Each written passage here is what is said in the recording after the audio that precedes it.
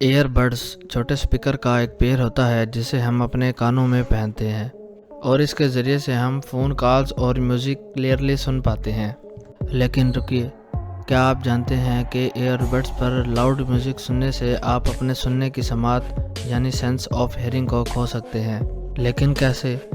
चलिए देख लेते हैं कि ये ईयरबड्स हमारे ईयर्स को कैसे डैमेज करते हैं। आवाज़ हमेशा साउंड वेव्स की शेप में ट्रैवल करती है। साउंड वेव सबसे पहले हमारे ईयर कनाल में दाखिल होती हैं और उसके बाद ये जाकर हमारे ईयर ड्रम से टकराती हैं, जिससे हमारे कान का ear drum to and fro motion करता है। ह्यूमन ईयर का ईयर ड्रम 1 सेकंड में 20,000 दफ़ा ऑसिलेट कर सकता है।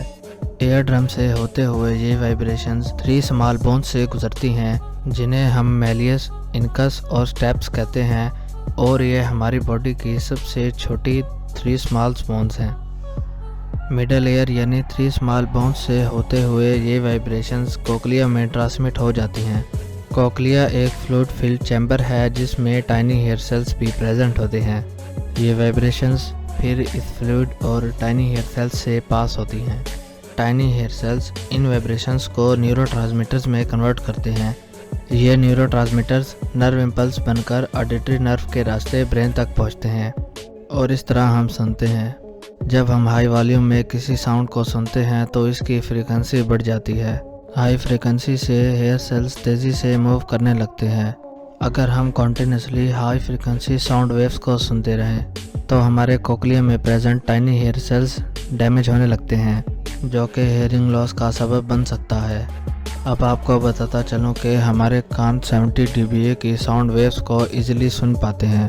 60/60 मिनट रूल को अपना करके हम अपने कानों को किसी भी किस्म का डैमेज पहुंचाए बगैर ईयरबड्स का इस्तेमाल सेफ्टली कर सकते हैं। इस रूल के अकॉर्डिंग आप जब भी ईयरबड्स का इस्तेमाल करें तो कोशिश करें कि वॉल्यूम को 60% तक रखें और इसके अलावा ईयरबड्स को कॉन्टिन्यूसली 60 मिनट से ज़्यादा इस्तेमाल ना करें। इसके अलावा एक और तरीके से भी ईयरबड्स हमारे ईयर्स को नुकसान पहुंचाते हैं।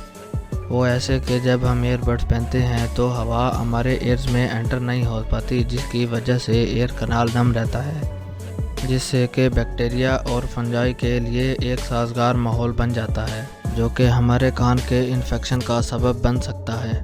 तो होप आज की इस वीडियो से आपको कुछ ना कुछ ज़रूर नया जानने को मिला होगा। सो प्लीज़ जाने से पहले हमारे यूट्यूब चैनल को सब्सक्राइब करते जाइए। Thanks for watching.